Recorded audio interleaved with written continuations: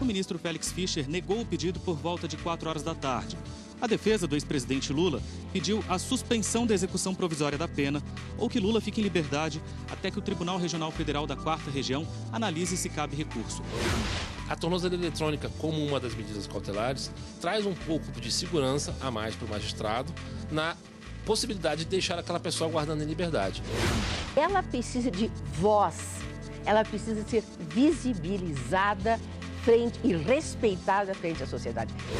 A empresa descumpriu a ação judicial e não permitiu o acesso a informações de perfis no Facebook e a mensagens no WhatsApp.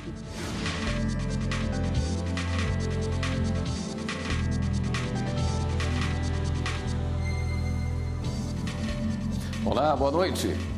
O ministro Félix Fischer, do Superior Tribunal de Justiça, negou na tarde desta sexta-feira um novo habeas corpus apresentado pela defesa de Lula para evitar a prisão do ex-presidente. O habeas corpus foi protocolado no STJ no início da manhã desta sexta-feira e o ministro Félix Fischer negou o pedido por volta de 4 horas da tarde. A defesa do ex-presidente Lula pediu a suspensão da execução provisória da pena ou que Lula fique em liberdade até que o Tribunal Regional Federal da 4ª Região analise se cabe recurso ao STJ ou até que o STF julgue as ações diretas de constitucionalidade que discutem a legalidade da prisão após condenação em segundo grau. Os advogados alegaram ocorrência de constrangimento, porque o prazo para apresentação de outros recursos ao TRF4 só terminaria na próxima terça-feira. O ministro Félix Fischer verificou que o TRF4 informou que a possibilidade de recursos na Corte Regional já estaria esgotada, o que contraria o argumento da defesa. Como não há documento que comprove o não esgotamento do prazo, o ministro negou a liminar. Ele solicitou informações ao TRF4 e deu vista ao Ministério Público Federal. O mérito do habeas corpus vai ser julgado pela 5ª turma do STJ. Lula tinha até as 5 horas da tarde de hoje para se entregar à Polícia Federal. O juiz Sérgio Moro determinou a prisão dele nesta quinta-feira, após a autorização do Tribunal Regional Federal da 4ª Região, em Porto Alegre, que condenou o ex-presidente a 12 anos e 1 mês de prisão. A repórter Carla Lucena tem mais informações para a gente. Carla, boa noite. Olá, William. Boa noite para você, boa noite a todos. Olha só, até o momento, o ex-presidente Lula não se apresentou à sede da Polícia Federal em Curitiba, conforme determinou o juiz federal Sérgio Moro. As informações indicam que o ex-presidente estaria na sede do Sindicato dos Metalúrgicos do ABC, em São Bernardo do Campo, em São Paulo. O ex-presidente Lula foi para lá na noite de ontem, um pouco depois do juiz federal Sérgio Moro determinar a prisão dele e possibilitar que ele se entregasse até às 5 horas da tarde de hoje. Tanto ontem à noite como hoje durante o dia, vários aliados políticos do ex-presidente e também militantes se concentraram na sede do sindicato. E lá em Curitiba, como vamos ver nas imagens, vários manifestantes também se concentraram na porta do Departamento da Polícia Federal, aguardando a chegada do ex-presidente. É lá que ele deve começar a cumprir a pena de 12 anos e 1 mês que foi condenado pelos crimes de lavagem de dinheiro e também corrupção passiva. Vale lembrar, William, que em nada muda o mandado de prisão expedido ontem pelo juiz Sérgio Moro e ele pode ser cumprido pela Polícia Federal a qualquer momento, caso o ex-presidente não se entregue. Voltamos ao estúdio. Justiça multa Facebook em 111 milhões de reais por descumprir pedidos de quebra de sigilo em investigações da Operação Maus Caminhos, no Amazonas. A empresa descumpriu a ação judicial e não permitiu o acesso a informações de perfis no Facebook e a mensagens no WhatsApp. Em 2016, foi ordenada a quebra de sigilo para a Operação Maus Caminhos, que revelou um esquema de corrupção milionário com recursos da saúde no Amazonas.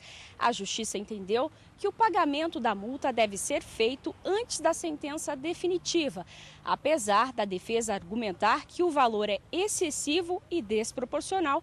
A Justiça seguiu o mesmo entendimento do MPF, que destacou o grande porte econômico do Facebook, que faturou em menos de 3 meses 22 milhões de reais. O Superior Tribunal de Justiça condena a TAM a pagar R$600 mil em indenização à família de uma das vítimas do acidente com a Airbus A320 em julho de 2007. 199 pessoas morreram na tragédia no aeroporto de Congonhas, em São Paulo. A decisão é da terceira turma do Superior Tribunal de Justiça. Além da indenização por danos morais, a empresa foi condenada a pagar à esposa e ao filho de uma das vítimas uma pensão mensal até a data em que completaria 70 anos, que era a expectativa de vida dos brasileiros na época do acidente, de acordo com o IBGE. Como a vítima exercia trabalho assalariado, os ministros também decidiram incluir sobre o cálculo do valor da pensão a ser paga mensalmente à família direitos como 13º salário, férias remuneradas, incluindo aí 1/3 de férias, e FGTS. A TAM entrou com recurso no STJ depois que o Tribunal de Justiça de São Paulo aumentou a indenização de 300 mil para 500 mil reais para cada um dos familiares. Os ministros entenderam que o valor estava além dos parâmetros considerados razoáveis pela Corte e reduziram a indenização para 300 mil reais por familiar. Para chegar a essa quantia, eles levaram em conta a jurisprudência do tribunal e utilizaram como base de cálculo a faixa de 300 a 500 salários mínimos, no caso de acidentes aéreos com morte. Tribunal de Justiça e Governo do Distrito Federal assinam um termo para ampliar o número de tornozeleiras eletrônicas. Com a medida, o DF passa a contar com 300 unidades. O uso de tornozeleira eletrônica entrou na Lei de Execução Penal na década de 2000 como uma forma de cumprimento alternativo de pena. Este é um dos modelos de tornozeleira usados no país.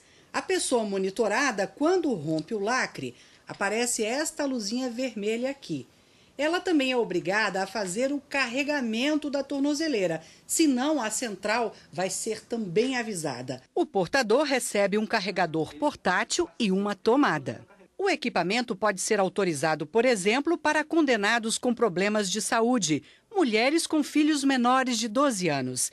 E ainda para aliviar um problema nos presídios, a falta de vagas. Hoje o sistema prisional está superlotado. O último balanço mostra que há 368 mil vagas para 726 mil presos. Ou seja, o déficit nas cadeias chega a 358 mil vagas. Em 2001, uma mudança no Código de Processo Penal permitiu que a tornozeleira fosse usada nas pessoas que ainda não foram julgadas. A pessoa, em determinados casos, pode aguardar o seu processo em liberdade. E a tornozeleira eletrônica, como uma das medidas cautelares, traz um pouco de segurança a mais para o magistrado na possibilidade de deixar aquela pessoa aguardando em liberdade, evitar a sua prisão preventiva, coloca a tornozeleira eletrônica com determinadas condições e ela pode aguardar fora, não perdendo o emprego, não quebrando os vínculos familiares, vínculos sociais e, dentro do que for possível, seguindo as determinações judiciais. O Departamento Penitenciário Nacional está fazendo um levantamento sobre a quantidade de pessoas monitoradas e a demanda de tornozeleiras em todo o país. O estudo deve estar pronto até junho. Nos últimos anos, o número de equipamentos vem aumentando nos estados. Nessa quinta-feira, o governo do Distrito Federal e o Tribunal de Justiça assinaram um documento que vai permitir quase dobrar a quantidade de tornozeleiras, chegando a 300. O número ainda não é suficiente. A estimativa é que sejam necessários pelo menos 1.000 equipamentos. Poderá haver um monitoramento de onde estão essas pessoas, sejam as que cumprem pena, sejam aquelas que estão sendo monitoradas, por exemplo, em casos de violência doméstica. O corregedor de Justiça destacou a importância desse cumprimento alternativo de pena no combate à violência doméstica. A mulher vai se sentir mais protegida à medida que ela perceba que há um acompanhamento, que ela não está sozinha, que essa sensação de sentir-se abandonada pelo Estado, de não ter ninguém lhe protegendo, é muito ruim. Segundo o Judiciário, o monitoramento eletrônico sai mais barato do que manter o preso dentro da cadeia. E há ainda uma outra vantagem. A tornozeleira pode ser usada para prevenir a violência dentro dos presídios. É uma excelente política de prevenção, de cidadania, de eficiência e dignidade da pessoa humana. Representantes de partidos políticos e coligações conhecem o desenvolvimento dos sistemas que serão usados nas eleições de outubro. Uma sala foi preparada para receber os visitantes. 5 computadores estão à disposição com ferramentas instaladas para auxiliar a análise dos códigos-fonte. A ideia é reforçar a segurança e a transparência do processo eleitoral brasileiro e permitir que os visitantes verifiquem a conformidade dos códigos dos programas desenvolvidos pelo tribunal. O objetivo é permitir aos partidos políticos, o Ministério Público, a Ordem dos Advogados do Brasil e demais instituições convidadas possam analisar os códigos-fontes e verificar a existência de possíveis vulnerabilidades ou até mesmo falhas, erros, problemas que eles venham identificar. Além disso, obviamente, fiscalizar se o código está fazendo aquilo ao qual ele foi destinado, se ele está em conformidade com a legislação. A iniciativa faz parte da resolução que trata das eleições de 2018. Pela lei, terão acesso aos programas técnicos indicados pelos partidos políticos, representantes do Ministério Público, da Ordem dos Advogados do Brasil, do Supremo Tribunal Federal, Congresso Nacional, Controladoria Geral da União, Polícia Federal, Sociedade Brasileira de Computação, Conselho Federal de Engenharia e Agronomia e dos Departamentos de Tecnologia da Informação de universidades. A medida faz parte do processo de validação do Sistema Eletrônico de Votação, que foi desenvolvido pelos técnicos do TSE. A abertura dos códigos antecede a cerimônia de assinatura digital. Quando a gente fala em abertura dos códigos-fontes, eu estou dizendo aquilo que vem antes desse modo executável, ou seja, a linguagem de programação escrita por um programador, um ser humano, que é legível e inteligível pelas pessoas que conhecem aquela linguagem de programação. Para o representante do Conselho Federal de Engenharia e Agronomia, a participação dos convidados é fundamental para a democracia no país. A gente sabe que a transparência é o forte, E no que a gente puder ajudar no processo para o TSE e para a melhoria dos sistemas, o CONFEA o fará. E ainda nesta edição do Jornal da Justiça, TSE e partidos políticos tratam do sistema de prestação de contas anual. Um sistema informatizado de elaboração de prestação de contas melhora a qualidade da informação que é prestada para a Justiça Eleitoral.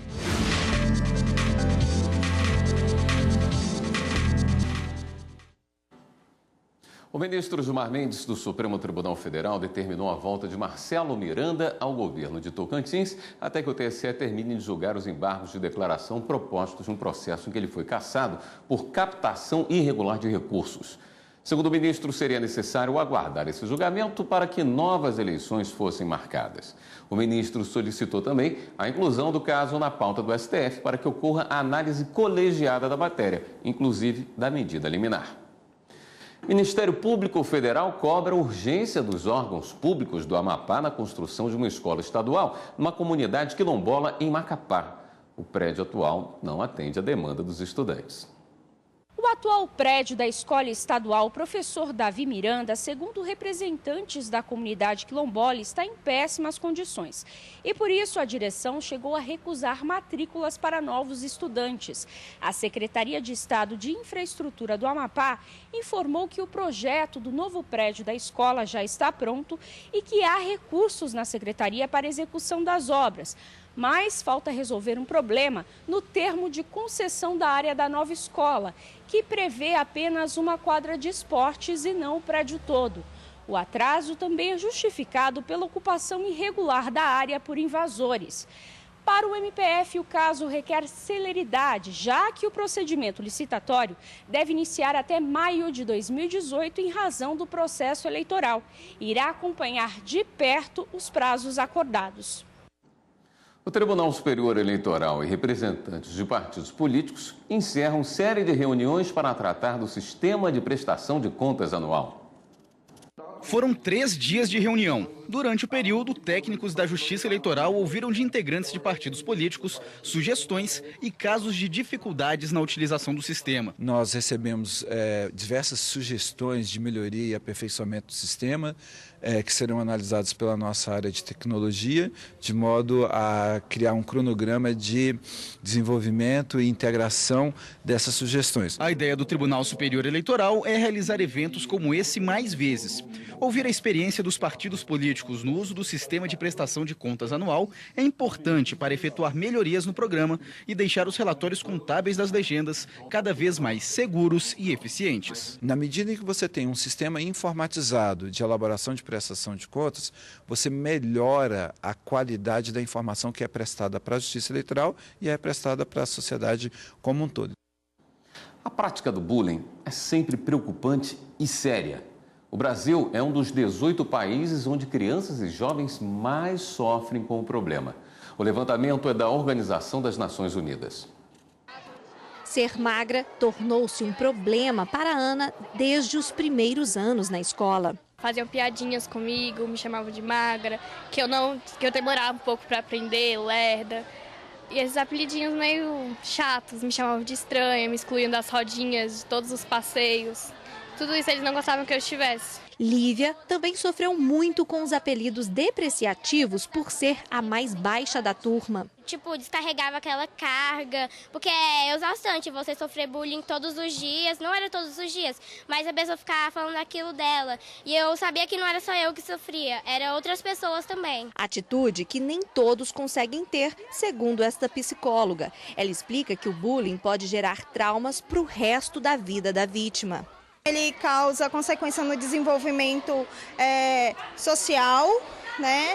Ele no comportamento da criança, do adolescente, que leva ao isolamento social, ao abandono escolar, à dificuldade de aprendizagem. 43% dos estudantes brasileiros já sofreram ou sofrem bullying, segundo uma pesquisa da Organização das Nações Unidas.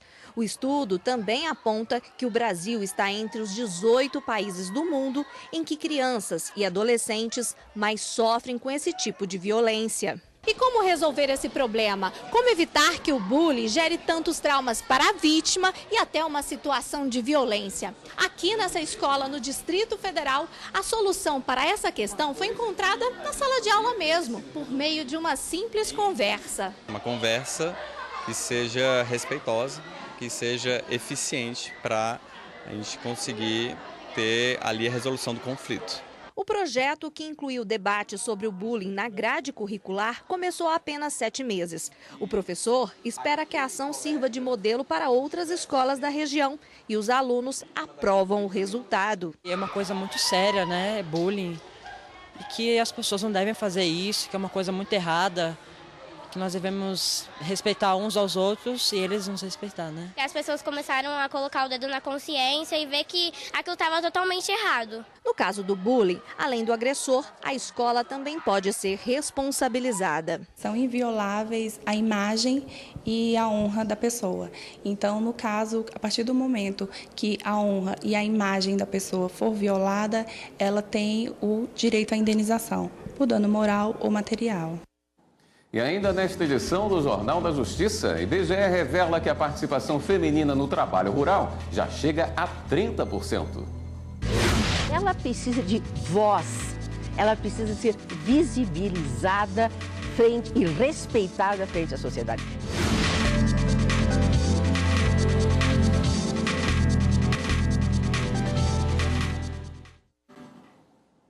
O Ministério Público Federal no Distrito Federal ofereceu denúncia contra 12 pessoas em decorrência de uma operação que investiga um esquema de corrupção na reforma do Estádio Mané Garrincha, a arena mais cara da Copa do Mundo de 2014. Se a Justiça aceitar a denúncia, essas pessoas se tornam réus.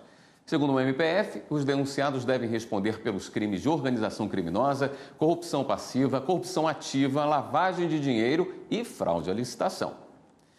A agricultura familiar é responsável por cerca de 70% dos alimentos que chegam à mesa dos brasileiros, segundo o governo federal. Dados do IBGE indicam que a participação feminina no trabalho rural já chega a 30%. Mas não é um serviço fácil. Em comparação com os homens, as mulheres trabalham 5 horas a mais por dia. Suedi, Dona Esmeralda, Francisca, Massai, Maria das Dores e com ela mais 12 mulheres. E o que é de comum entre elas? A vida dedicada ao campo. Aqui no setor quase ninguém plantava, né? Aí a gente foi quase pioneiro aqui. Aí a gente morava num barraquinho de tábua, bem ruinzinho mesmo, pouca água. Vem, morena, vem. Primeira questão, eu acho que é o amor pela terra, é o gostar de fazer atividade. Acho que esse está no centro da questão. E como a produção de hortaliças, frutas, é um trabalho diuturno, né? E é um trabalho que requer atenção e observação. e cuidados. Vamos conhecer um pouquinho da trajetória delas, começando com Suedi. Ela hoje está à frente de uma propriedade rural de 10 hectares que fica a 40 quilômetros de Brasília. Atualmente, administra uma agroindústria e chefia 50 funcionários. Por mês, ela vende cerca de 40 toneladas de alimentos. Força de vontade, em primeiro lugar, querer melhorar, querer dar o melhor para os seus filhos, né, e crescer. Força de vontade que Dona Esmeralda também tem de sobra. Em entrevista ao repórter Leonardo Ferreira, ela conta que antes de se dedicar totalmente ao trabalho rural, teve que se virar em atividades urbanas. Mas a vida a levou de volta para sua paixão, que é o cuidado com a terra.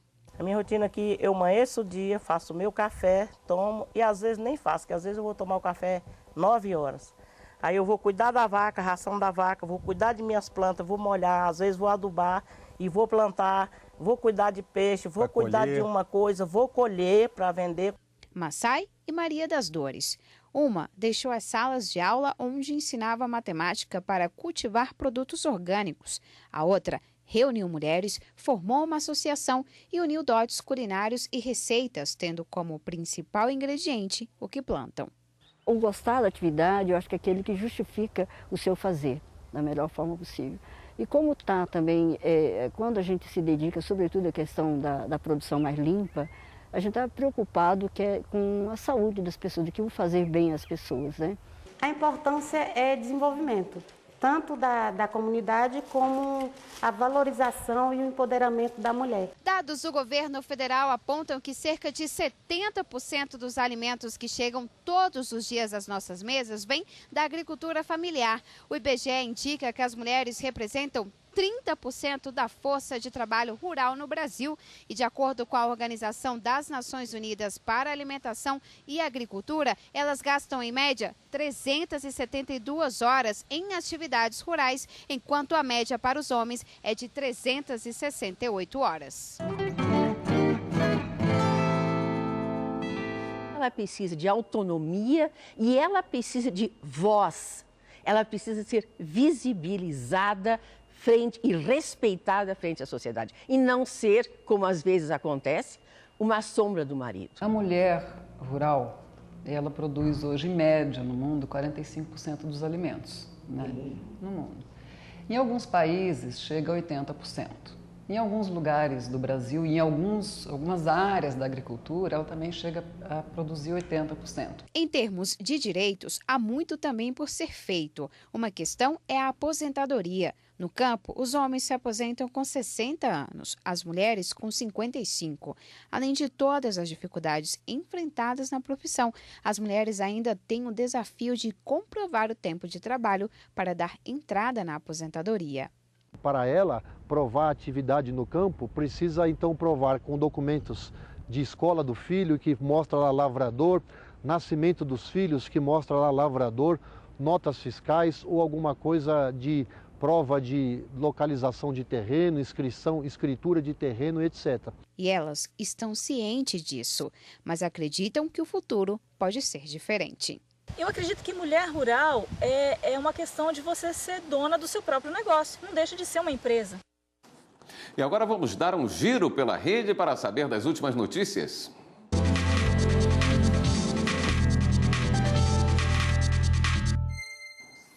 Quem está na redação do Jornal da Justiça hoje e vai nos atualizar das últimas notícias é a repórter Fernanda Porto. Boa noite, Fernanda. Boa noite, William. Boa noite para você que nos acompanha neste momento aí na sua casa. Foi divulgado agora há pouco na rede que o ex-operador do PSDB e ex-diretor do Departamento de Desenvolvimento Rodoviário SA, Paulo Vieira, foi preso pela Polícia Federal. Ele é acusado de desvio de recursos na Operação Lava Jato. E a ex-presidente da República, Dilma Rousseff, transferiu o título de eleitor de Porto Alegre para Belo Horizonte. Segundo o TRE de Minas Minas Gerais, hoje foi o último dia de prazo para alterar o domicílio eleitoral para quem pretende se candidatar nas próximas eleições. E agora há pouco, a ministra do STF, Rosa Weber, negou o liminar que pedia a suspensão do recebimento de denúncia contra o ex-prefeito de Ouro Preto do Oeste, em Rondônia, Juan Alex Testoni. Ele responde pelos crimes de organização criminosa, lavagem de dinheiro e falsidade ideológica. Eu fico por aqui. E você que está em casa, quiser rever nossas reportagens, é só acessar o nosso site tvjustiça.jus.br. Eu volto com você, William. E o Jornal da Justiça quer mostrar vídeos de todos os cantos do Brasil. Grave uma história interessante no seu celular e mande pra gente. O nosso WhatsApp é 61-99260-6116. E-mail jornaldajustiça@stf.jus.br. Por hoje a gente fica por aqui. Muito obrigado pela sua audiência, um bom fim de semana e até segunda.